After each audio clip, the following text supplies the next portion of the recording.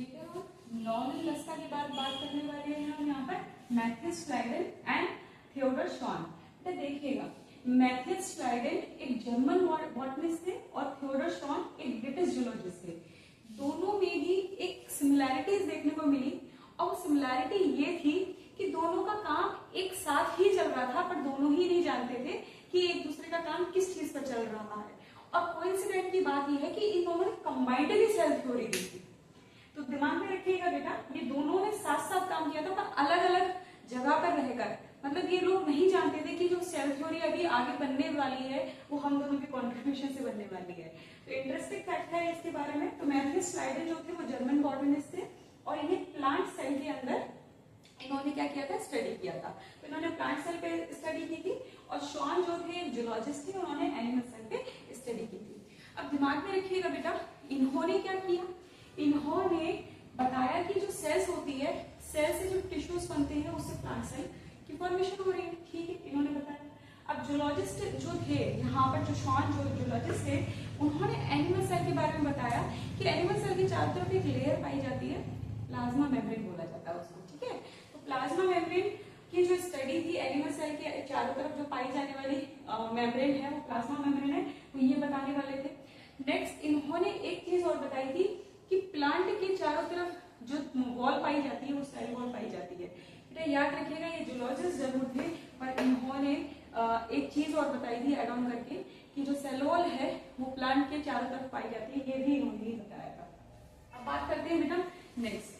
अब इनकी थ्योरी थी क्या, इनकी थ्योरी ये थी कि लिविंग सेल्स जो होती है कंपोज होती है सेल से एंड प्रोडक्ट ऑफ सेल से। तो याद रखिएगा यहाँ पर जो हाइपोथेसिस थी ना कि सेल वॉल और प्लाज्मा मेम्ब्रेन एक आउटर लेयर है, वो एक्चुअली प्रोडक्ट ऑफ सेल्स की ही बात कर रहे हैं यहाँ पर। तो दिमाग में रखिएगा बेटा, जो सेल होती है वो कंपोज होती है, यहाँ पे लिविंग सेल्स जो होती है वो cells and product of cells से क्या होता है, कंपोज होते हैं। All cells arise from pre existing cell. हाँ, ये भी थ्योरी जो थी इसी के अंदर आती है, सेल थ्योरी के अंदर आती है, पर इसके पीछे भी एक इंटरेस्टिंग फैक्ट क्या है, रडोल्फ विरकोव करके एक साइंटिस्ट थे, इन्होंने बताया था, एक टर्म दिया था उन्होंने, ओमनी सेलुली ई सेलुली। ये बेटा एक ग्रीक टर्मिनोलॉजी से लिया हुआ एक सेंटेंस है, ओमनी सेलुली ई सेलुली। इसका मतलब क्या होता है, जो पुरानी सेल्स होती हैं उन्हीं से ही नई सेल बनती है। मतलब क्या, जो प्री एग्जिस्टिंग सेल्स होंगी, जो प्री एग्जिस्टिंग सेल्स होती हैं वो अराइज होती हैं किससे, जो आपकी जो पुरानी सेल्स हैं उन्हीं से ही नई सेल्स बनती हैं। ये बताने वाले कौन थे, रडोल्फ विरकोव। याद रखिएगा, सेल थ्योरी को वो फाइनल शेप जो दिया था ना वो रडोल्फ विरकोव ने दिया था, स्लाइडेन एंड शॉन ने नहीं दिया था। और एग्जाम पॉइंट ऑफ व्यू से ये क्वेश्चन बहुत इंपॉर्टेंट है। तो final shape of theory, final shape of cell theory is given by Rudolf Virchow. याद रखिएगा, तो final shape of cell theory देने वाले कौन थे, वो रडोल्फ विरकोव थे। बेटा याद रखिएगा, छोटे छोटे स्टेटमेंट जो होते हैं ना वो पूछ लिए जाते हैं और बहुत इंपॉर्टेंट है। जनरली बच्चे इस चीज पर ध्यान नहीं देते हैं, पर आपको कोई भी पॉइंट एनसीईआरटी से रिलेटेड मिस नहीं करना है, आपको सारे पॉइंट पता होना चाहिए। फॉर एग्जाम्पल रॉबर्ट हुक ने क्या बताया था, बेटा बताया था उन्होंने, जो कॉर्पस होता है वो बेसिकली जो बना होता है वो सुबराइज्ड सेल्स का बना होता है, मतलब नॉन लिविंग सेल का बना होता है। उसमें इस तरीके का कंपोजिशन नजर आता है, बीहाइव जैसा स्ट्रक्चर नजर आता है, नॉन लिविंग सेल्स कहा था उन्होंने। फिर उसकी बात करते हैं एंटोनी वॉन लीeuwenhoek, लिविंग सेल की बात की थी इन्होंने, बैक्टीरिया सेल के अंदर इन्होंने सबसे पहले खोज की थी। अब बात करते हैं रॉबर्ट ब्राउन, इन्होंने न्यूक्लियस की बात की थी बेटा, और फिर इलेक्ट्रॉन माइक्रोस्कोप की बात करने वाले थे नॉर्मन रस्का। अब बात करते हैं बेटा मैथ्यूस स्लाइडेन, इन्होंने ये जर्मन बॉटनिस्ट थे, प्लांट सेल के बारे में बात की इन्होंने। और उसी तरीके से शॉन ने स्टडी किया था जिसपे, एनिमल सेल पे, जो कि जूलॉजिस्ट थे। सेल थ्योरी में लिविंग सेल कंपोज होती है cells and cell product of cell से, और all the cell arise from pre existing cell. मतलब जितनी भी सेल्स अराइज होती हैं वो प्री एग्जिस्टिंग सेल से अराइज होती है, पुरानी सेल से ही बनी होती हैं। ये भी सेल थ्योरी के अंदर लिखा गया है। उसके बाद रडोल्फ विरकोव के एक साइंटिस्ट थे, उन्होंने बताया था ओमनी सेलुली ई सेलुली। इसका मतलब क्या होता है, जो सेल अराइज होती है वो प्री एग्जिस्टिंग सेल से ही अराइज होती है। तो ये इन्होंने बताया था। फाइनल शेप ऑफ थ्योरी किसने दिया था बेटा, ये रडोल्फ विरकोव ने दिया था, ये आप दिमाग में रखिएगा। Okay, good evening to all of you. पिछले लेक्चर में हमने सेल यूनिट में कुछ डिस्कवरीज के बारे बारे में बात की थी, जिसमें हमने रॉबर्ट ल्यूवेनहॉक, उसके अलावा नॉलन रस्का और रॉबर्ट ब्राउन के बारे में बात की थी। आज हम आगे इस चैप्टर को कंटिन्यू करेंगे और इस चैप्टर में आज हम बात करने वाले हैं ओवरव्यू ऑफ सेल देखेंगे। यहाँ पर एक सेल जो होती है वो डिफरेंट शेप और साइज की हो सकती है, प्लस उस सेल के अंदर ऐसी कौन कौन सी कॉम्पोजिशंस होती हैं जो देखने को मिल रही है। तो आज हम उसका ओवरव्यू करने वाले हैं। सबसे पहले बात करते हैं बेटा अनियन पील। अनियन पील एक बेसिक स्टडी ऑफ स्ट्रक्चर है जो लिया गया है। अनियन पील में हमने ये देखा कि इसके अंदर जो आउटर मोस्ट जो बाउंड्री होती है वो किसकी बनी होती है, वो सेल वॉल की बनी होती है, क्योंकि ये प्लांट सेल है ना, तो दैट्स व्हाई ये सेल वॉल की बनी होगी। सेल वॉल के अलावा इसके बाद जो इसमें देखने को मिलता है वो सेल मेम्ब्रेन देखने को मिलती है। जस्ट उसके नीचे ही आपको ये देखने को मिलेगा। तो पहले सेल वॉल देखने को मिलता है, then after that cell membrane देखने को मिलती है। ठीक है, सेल मेम्ब्रेन देखने को मिलती है। उसके बाद हम बात करते हैं ह्यूमन चीक की। अब ह्यूमन चीक एक एनिमल सेल है तो इसमें सेल वॉल देखने को नहीं मिलेगी। यहाँ पे बाउंड्री नजर आती है सेल मेम्ब्रेन। ठीक है, तो यहाँ पे डायरेक्टली बाउंड्री जो नजर आएगी वो सेल मेम्ब्रेन की नजर आएगी। याद रखिएगा ये चीज। अब हम बात करते हैं बेटा ओवरव्यू ऑफ सेल में हम दो तरीके के टाइप ऑफ सेल की बात करते हैं। एक तो यूकैरियोटिक सेल की बात करते हैं, एक प्रोकैरियोटिक सेल की बात करते हैं। अब इन दोनों सेल में ही हम बात करने जा रहे हैं यहाँ पर पहले कि दोनों ही सेल जो है वो ओवरव्यू ऑफ देखा जाए तो कॉमन जो स्ट्रक्चर है इनके अंदर वो न्यूक्लियस देखने को मिलेगा। न्यूक्लियस हर सेल के अंदर होता है। इसी तरीके से हम देखने वाले हैं कि प्रोकैरियोटिक और यूकैरियोटिक सेल जो होती है उसके बीच में क्या क्या डिफरेंसेस देखने को मिल रहे हैं और किस किस तरीके की केमिकल कॉम्पोजिशन वहां पर देखने को मिल रही है। कौन कौन से सेल ऑर्गेनल है, कौन कौन से सेल ऑर्गेनल एब्सेंट है, कौन से प्रेजेंट है, ये हमको देखने को मिलेगा। पहले बात कर लेते हैं बेटा यूकैरियोटिक सेल की और फिर बात करते हैं यहाँ पे प्रोकैरियोटिक सेल की। प्रोकैरियोटिक सेल, ठीक है, तो सबसे पहले हम बात कर लेते हैं यूकैरियोटिक सेल। यूकैरियोटिक सेल में जो यूकैरियोटिक वर्ड होता है यूकैरियोन, यूकैरियोन है ना, ये जो शब्द होता है यूकैरियोन, कैरियोन जो वर्ड होता है ना वो इटसेल्फ न्यूक्लियस को इंडिकेट करता है, ट्रू न्यूक्लियस। तो यूकैरियोटिक सेल में आपको ट्रू न्यूक्लियस देखने को मिलता है। अब ये ट्रू न्यूक्लियस का मतलब क्या होता है समझिएगा जरा। ट्रू न्यूक्लियस का मतलब ये होता है कि एक ऐसा न्यूक्लियस जिसके पास डीएनए के साथ साथ क्या होगा, हिस्टोन प्रोटीन होगी। इसकी खुद की एक आउटर मेम्ब्रेन होगी, न्यूक्लियर मेम्ब्रेन बोला जाएगा। यहाँ पे यूकैरियोटिक सेल में आपको वेल डेवलप्ड कंपार्टमेंटाइजेशन देखने को मिलेगा। फर्दर हम बात करेंगे, दोनों ही सेल में डिफरेंस देखने जा रहे हैं तो दोनों के बारे में ही बात करेंगे। तो यूकैरियोटिक सेल में ट्रू न्यूक्लियस देखने को मिलता है बेटा। ट्रू न्यूक्लियस यानी कि यहाँ पे डीएनए के साथ हिस्टोन प्रोटीन होगा, है ना। इस स्ट्रक्चर के बारे में हम न्यूक्लियोसोमल मॉडल में पढ़ेंगे आगे। तो हिस्टोन प्रोटीन होगा यहाँ पे हिस्टोन प्रोटीन होगा। याद रखिएगा बेटा हिस्टोन प्रोटीन जो होती है ना वो ऑक्टामर नेचर की होती है। मतलब क्या, आगे 4 प्रोटीन होंगे और पीछे 4 हिस्टोन प्रोटीन होंगे। तो यहाँ पर आपको जो हिस्टोन प्रोटीन नजर आती है ना ये बेसिकली ऑक्टामर नेचर की होती है। फर्दर हम बात करने वाले हैं इसकी न्यूक्लियोसोमल मॉडल के अंदर। अब बात करते हैं प्रोकैरियोटिक सेल में। तो बेटा यहाँ पर जो न्यूक्लियस होता है वो प्रिमिटिव टाइप का होता है काफी। प्रिमिटिव टाइप का न्यूक्लियस मतलब आप समझ रहे हैं, प्रिमिटिव टाइप का न्यूक्लियस का मतलब ये है कि यहाँ पर डीएनए तो होगा, बिल्कुल होगा यहाँ पे डीएनए, पर उसके साथ हिस्टोन प्रोटीन एब्सेंट होगा। तो इसमें हिस्टोन प्रोटीन नहीं होगा और डीएनए जो होगा वो काफी प्रिमिटिव टाइप का होगा, यानी कि न्यूक्लियस यहाँ पे जो देखने को मिलेगा वो काफी प्रिमिटिव टाइप का होगा। अब प्रिमिटिव टाइप ऑफ न्यूक्लियस कैसे देखने को मिलेगा, आइडेंटिफाई कैसे करेंगे, देखिएगा समझिएगा जरा। जैसे कि यहाँ पे बात कर रहे हैं यहाँ पे न्यूक्लियस की, है ना। तो जो इसका न्यूक्लियस होगा ना, इसके न्यूक्लियस के चारों तरफ मेम्ब्रेन पाई जा रही है। तो न्यूक्लियर मेम्ब्रेन होगी इसके चारों तरफ, इसके चारों तरफ न्यूक्लियर मेम्ब्रेन होगी, इसमें एब्सेंट होगी न्यूक्लियर मेम्ब्रेन, ये याद रखिएगा।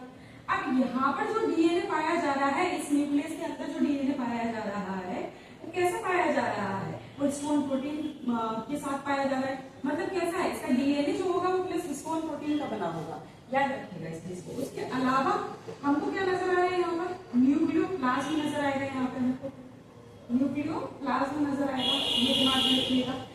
इसके अलावा हमको यहाँ पर इस तरीके का कोई स्ट्रक्चर देखने को नहीं मिलेगा। मतलब आप है ना जब बात करते हैं ना यूकैरियोटिक प्रोकैरियोटिक सेल की, तो यूकैरियोटिक सेल को आप है ना एक है ना ऐसे समझिएगा जो व्यवस्थित घर होता है ना, जहां पर किचन अलग है ना, और जो ड्राइंग एरिया है आपका अलग है, डाइनिंग टेबल आपका डाइनिंग एरिया में लगा हुआ है। तो यहाँ पे कंपार्टमेंटाइजेशन देखने को मिल रहा है। यहाँ पर या प्रोकैरियोटिक सेल में ऐसा कंपार्टमेंटाइजेशन नहीं होता है, मतलब न्यूक्लियस जो होता है ऐसे फैला पड़ा रहता है। जैसे हॉस्टल लाइफ होती है ना, हॉस्टल लाइफ में आपको जनरली क्या देखने को मिलता है, एक ही कमरे में किचन होगी, एक ही कमरे में सब कुछ होगा। इसी तरीके से यहाँ पर जो आपको देखने को मिलेगा ना कि प्रोकैरियोटिक सेल के अंदर वो न्यूक्लियस के चारों तरफ किसी भी तरीके की कोई बाउंड्री नहीं होगी, कोई बाउंड्री नहीं होगी, कंपार्टमेंटाइजेशन देखने को नहीं मिलेगा। ये बहुत बड़ा डिफरेंस है दोनों के अंदर।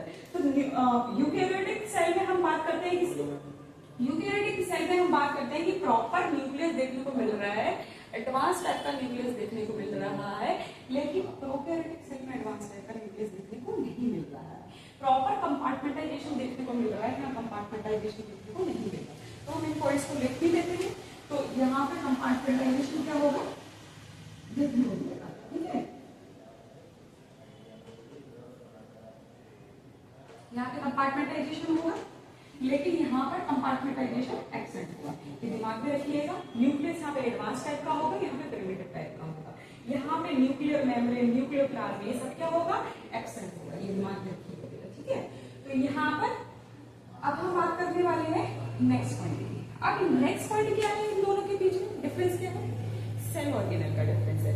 सेल ऑर्गेनल यूकैरियोटिक में सारे पाए जाएंगे, लेकिन प्रोकैरियोटिक में एक्सेप्शनली सिर्फ एक ही सेल ऑर्गेनल देखने को मिलता है, दैट इज राइबोसोम। राइबोसोम एकमात्र ऐसा सेल ऑर्गेनल है जो ऑलमोस्ट सभी प्लांट किंगडम की बात कर लें या फिर एनिमल किंगडम की बात कर लें, एनिमल सेल की बात कर लें, प्रोकैरियोटिक सेल की बात कर लें, फंजाई सेल की बात कर लें, तो राइबोसोम एकमात्र ऐसा स्ट्रक्चर होता है जो सब में देखने को मिलता है। ऑलमोस्ट सारे के सारे जो सेल्स होते हैं उसमें राइबोसोम को देखने को मिलेगा ही मिलेगा, पर डिपेंड करता है कंपोजिशन पे। फॉर एग्जांपल प्रोकैरियोटिक में जो राइबोसोम होता है वो 70S टाइप का होता है। S indicate Svedberg unit. जैसे आपने देखा होगा ना, किसी भी वेट को हम किलोग्राम में नापते हैं, दूध को लीटर में नापते हैं, उसी तरीके से राइबोसोम की जो यूनिट होती है ना वो सेटबर्ज यूनिट होती है, उसको हम एस से डिनोट करते हैं। और इस तरीके से हम इसकी काउंटिंग, मतलब इस तरीके से हम राइबोसोम को देखेंगे। पहले आपका एक चैप्टर हुआ करता था tool and techniques. Tool and techniques में आपको ये सारी चीजें बताई जाती थी, लेकिन एनसीईआरटी ने वो सारी चीजें कट की हुई है, तो आपको उतना ज्यादा डेप्थ में जाने की जरूरत नहीं है। अब बात करते हैं यहाँ पर नेक्स्ट यहाँ पर हम बात करने वाले हैं, यहाँ पर जो राइबोसोम देखने को मिलता है वो होगा आपका 80S टाइप का, याद रखिएगा। ठीक है, तो यहाँ पर 80S राइबोसोम होता है, यहाँ 70S राइबोसोम होता है। ये बेसिक डिफरेंस है दोनों सेल के बीच में। तो प्रोकैरियोटिक और यूकैरियोटिक सेल के बीच में इसके अलावा भी बहुत सारे डिफरेंसेस हैं। अब नेक्स्ट डिफरेंस क्या हो सकता है यहाँ पर, तो बेटा अभी बताया आपको सेल ऑर्गेनल देखने को मिलेंगे, यहाँ पर सेल ऑर्गेनल देखने को मिलेंगे और यहाँ पर सेल ऑर्गेनल क्या होंगे, एब्सेंट होंगे। अब सेल ऑर्गेनल में भी क्या क्या, जैसे कि माइटोकॉन्ड्रिया है आपका, ठीक है, ये माइटोकॉन्ड्रिया है ये, ठीक है। उसके अलावा भी आपको देखने को मिलेगा यहाँ पे, जैसे कि वैक्यूल होगा, वैक्यूल हो गया, ठीक है। उसके अलावा ईआर हो गया, ठीक। उसके अलावा यहाँ पर हम बात करते हैं क्लोरोप्लास्ट की, अगर प्लांट सेल है तो, ठीक है, एक्सेट्रा। ये बहुत सारे सेल ऑर्गेनल ऐसे होते हैं जो यहाँ देखने को मिलते हैं, जबकि ये सारे सेल ऑर्गेनल एब्सेंट होंगे प्रोकैरियोटिक सेल के अंदर, ठीक है।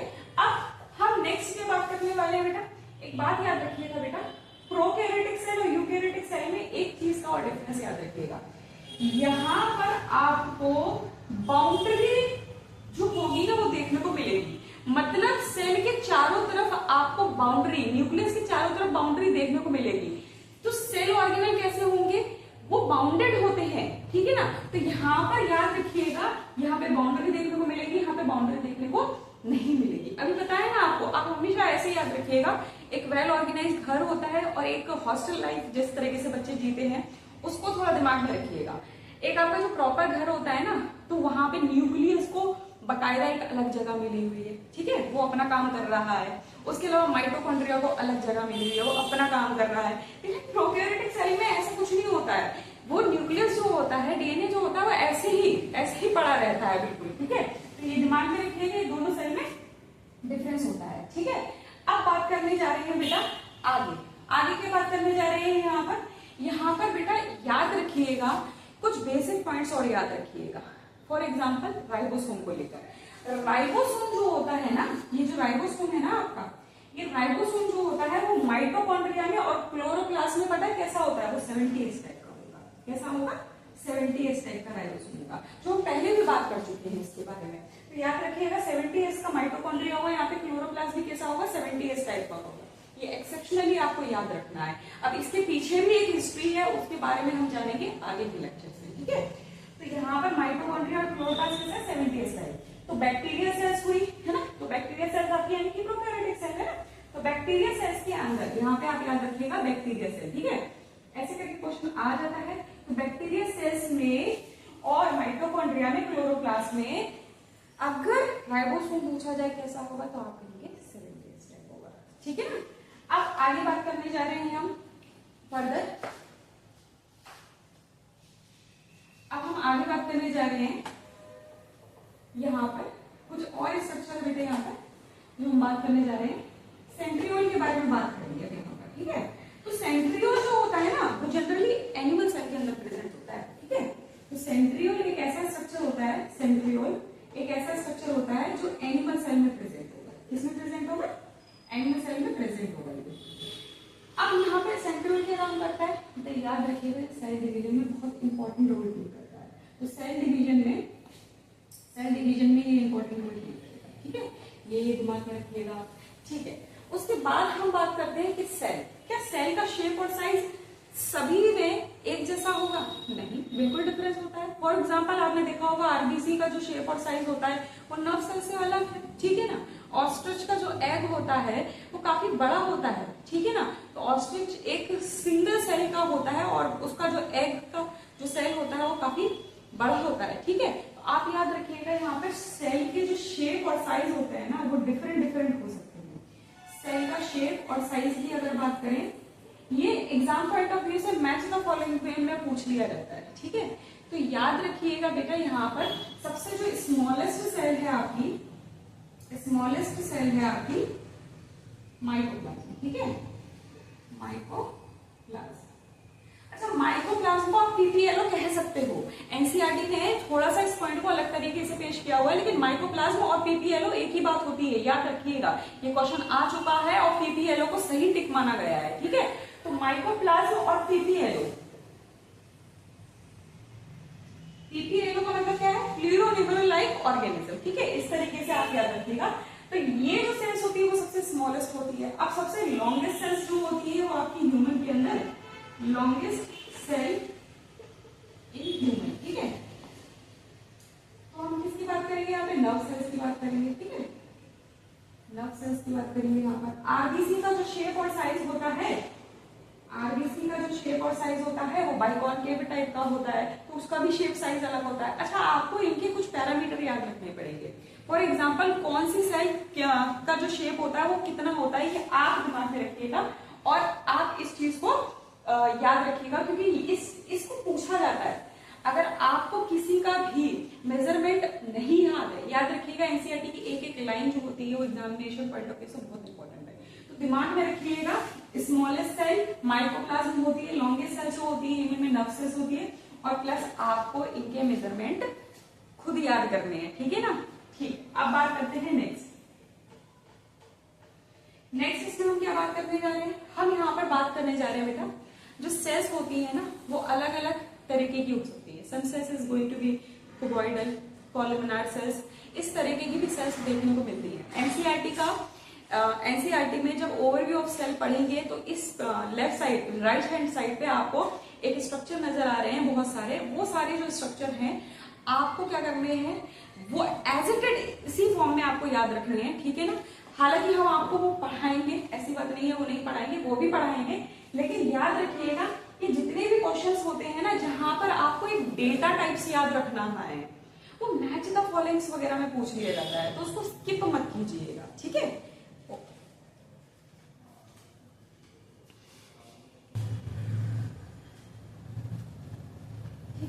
जैसे कि मैंने आपको बताया कि स्मॉलेस्ट सेल माइकोप्लाज्म होती है और पीपीएलओ दोनों को ही अलग अलग दे रखा हुआ है एनसीईआरटी में, लेकिन आपको याद रखना है कि माइकोप्लाज्म को आप पीपीएलओ भी कह सकते हैं। माइकोप्लाज्म का जो साइज होता है वो 0.3 माइक्रोमीटर होता है, ये याद रखिएगा। अच्छा याद रखिएगा, माइकोप्लाज्म जो होती है ना, यहाँ पे माइकोप्लाज्म के अलावा आपको बैक्टीरिया सेल का भी याद रखना है। बैक्टीरिया सेल का जो शेप होता है, साइज होता है, वो 3 to 5 माइक्रोमीटर होता है, ठीक है। शेप कैन बी वेरी, ठीक है, वो आप पढ़ोगे, कोकाई, स्फेरिकल, सो ऑन, ठीक। अब बात करते हैं लॉन्गेस्ट सेल जो आपकी होती है ह्यूमन की, ह्यूमन नर्व सेल आपको देखने को मिलेगी। आरबीसी का जो शेप साइज होता है 7.0 माइक्रोमीटर होता है। इसका जो शेप होता है वो बाइकॉनकेव होता है, दिमाग में रखिएगा। तो बाइकॉनकेव शेप होता है इसका, याद रखिएगा, ठीक है। अब उसके अलावा आपको एक चीज और याद रखनी है, लार्जेस्ट सेल जो होता है वो ऑस्ट्रिच का होता है, सिंगल सेल होता है, ठीक। अब यहाँ पर आपको कुछ बातें और दिमाग में रखनी है। फॉर एग्जाम्पल जो सेल होती है उसका जो शेप होता है वो किसी भी तरीके का हो सकता है, पॉलीगोनल हो सकता है, ठीक है, फिर डिस्कॉइड हो सकता है, उसके अलावा कॉलमनार हो सकता है। It can be different from different cell. For example आपने देखा यहाँ पे जो नर्व सेल्स होती है ना, आपकी जो नर्व सेल्स होगी ना, वो कंपैरेटिवली आरबीसी सेल से अलग होती है। आरबीसी सेल जो होती है ना, आरबीसी का जो साइज होता है 7.0 माइक्रोमीटर होता है, और आरबीसी का जो शेप देखिएगा ना, तो वो इस तरीके का होगा, ठीक है, इस तरीके का आपको देखने को मिलता है, ये इस तरीके का होगा, ठीक। अब जो लॉन्गेस्ट सेल्स होती है वो ह्यूमन नर्व सेल्स होती है। तो नर्व सेल्स आपको कैसे देखने को मिलती है, इस तरीके से देखने को मिलेगी, ऐसे देखने को मिलेगी ना, तो इस तरीके का होगा। अगर यहाँ पर अगर हम बात करें कॉलमनार सेल की, तो कॉलमनार सेल किस तरीके की हो सकती है, ठीक है, इस तरीके से कॉलमनार सेल्स देखने को मिलेंगी आपको, ठीक है, इस तरीके से कॉलमनार सेल होंगे। इसके भी बारे में हम बात कर लेंगे। तो अभी तक के लिए इतना।